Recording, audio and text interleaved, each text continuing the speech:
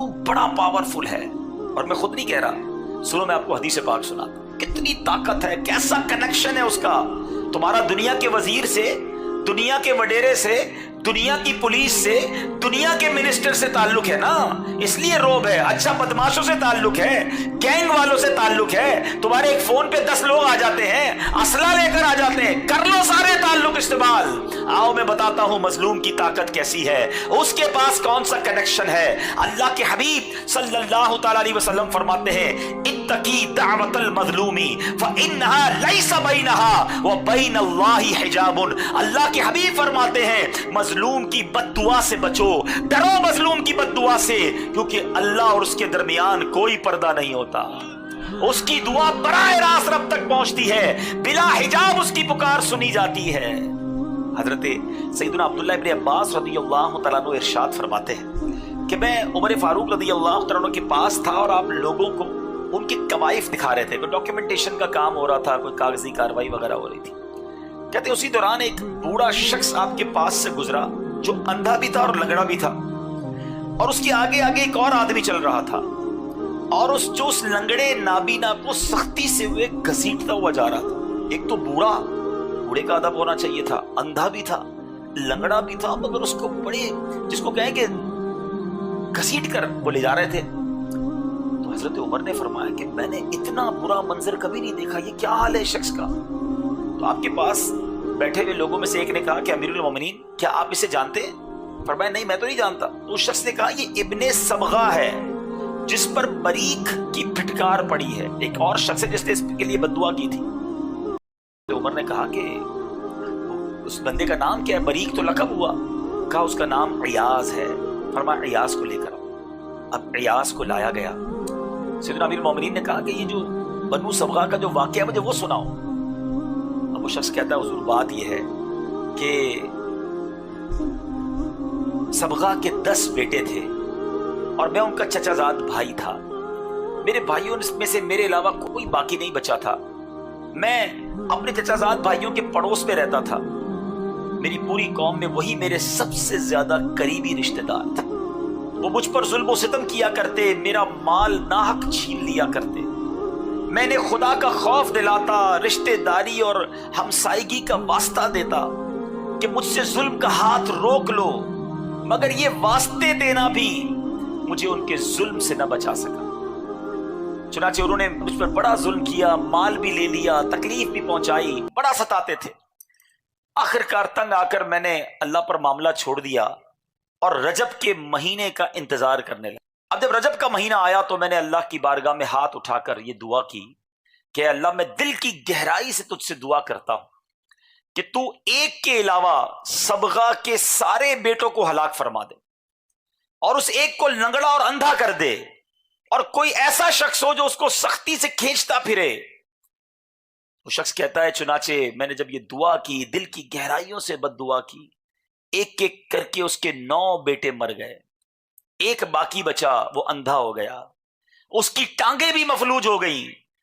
और आप देख रहे हैं कि इसे लाने वाला और ले जाने वाला कितनी सख्ती से घसीट कर लाता है और ले जाता है। हजरत सैयदना फारूक आजम रदियल्लाहु ताला अन्हु ने कहा कि वाकई ये बड़ा अजीब और गरीब वाकया है। ऐ मेरे बीच इस्लामी भाइयों, क्या सीखने को मिला कि जुल्म जो होता है ना, उसका अंजाम बहुत बुरा होता है। आज कोई शख्स किसी का माल दबा लेता है, किसी के ऊपर जुल्म कर लेता है, किसी को तकलीफ पहुंचाता है, कहता मेरा कोई नहीं बिगाड़ सकता, मेरे बड़े ताल्लुकात हैं, मेरे पास बड़ा माल है, ये मेरा क्या कर सकता है, इसको तो चूटी की तरह मसल दूंगा, है मेरी बड़ी टोर है, मैं इलाके का बड़ा हूं, खानदान का बड़ा हूं, मोहल्ले में मेरा नाम है, मैं सियासी ताल्लुक रखता हूं, मेरा खानदान इतना बड़ा है, मेरी पावर देखो कितनी है, मेरी बॉडी में इतनी ताकत है। कुछ लोगों को अपनी जान पर बड़ा, जिसको कितना जोम होता है कि मेरे सामने तो आए थप्पड़ मार के गिरा दूंगा। ठीक है, सामने वाला कमजोर है, लागर है, ताल्लुक भी नहीं, गरीब भी है, मुफलिस भी है, कर भी कुछ नहीं सकता। तो याद रखिएगा कि ये सब चीजें दुनिया में हैं, मगर जो मजलूम है ना, सच्ची बात बताऊं, बहुत ताकतवर है। आपको मैं जिंदगी के कुछ ऐसे मामलात बताना चाहता हूं।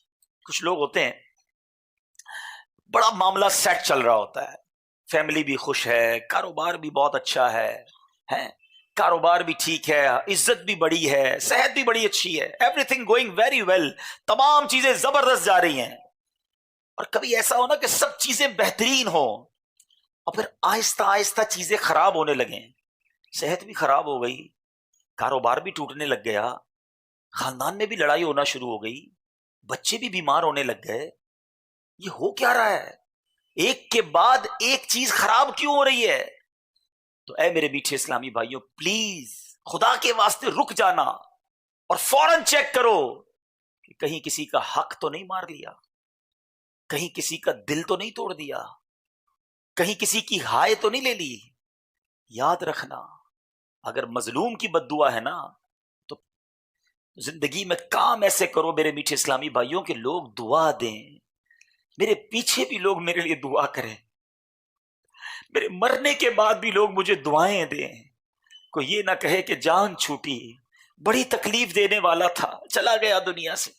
زندگی ایسی نہ گزارنا کہ آپ چلے جائیں سامنے سے تو پیچھے لوگ ہاتھ اٹھا کر کہیں کہ یا اللہ اس سے تو ہی بدلہ لے.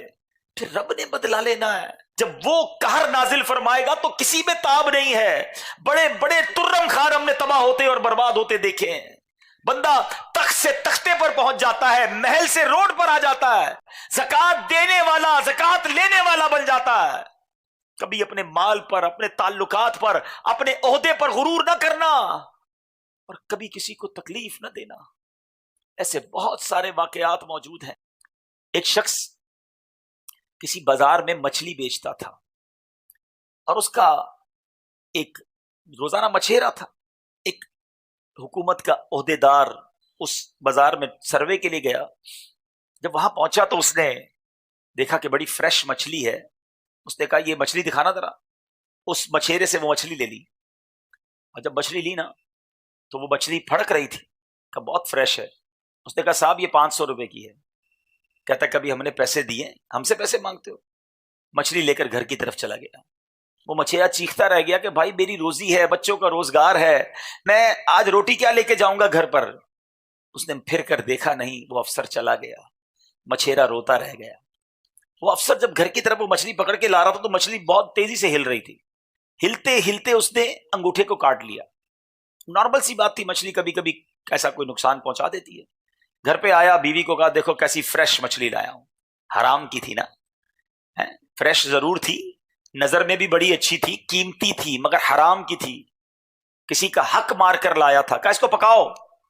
بیوی نے چولہا جلایا، پکانا شروع کیا. جو افسر تھا وہ جا کر سو گیا. تھوڑی دیر ہوئی تو اس کو انگوٹھے میں درد ہونا شروع ہوا. آنکھ کھل گئی، دیکھا تو پورا انگوٹھا لال ہو چکا تھا، سوج گیا تھا. کہ کھانا بعد میں کھاتا ہوں، دوست ہے میرا ڈاکٹر، اس کو دکھا کے آتا. ڈاکٹر کے پاس گیا، کہا دیکھو ڈاکٹر صاحب یہ انگوٹھے کو کیا ہوا، بڑی تکلیف ہو رہی ہے، کوئی انجیکشن دو، کوئی ٹیبلٹ دو. ڈاکٹر کہتا ہے یہ انجیکشن ٹیبلٹ کا معاملہ نہیں، یہ تو تمہارے انگوٹھے میں زہر پھیل رہا ہے.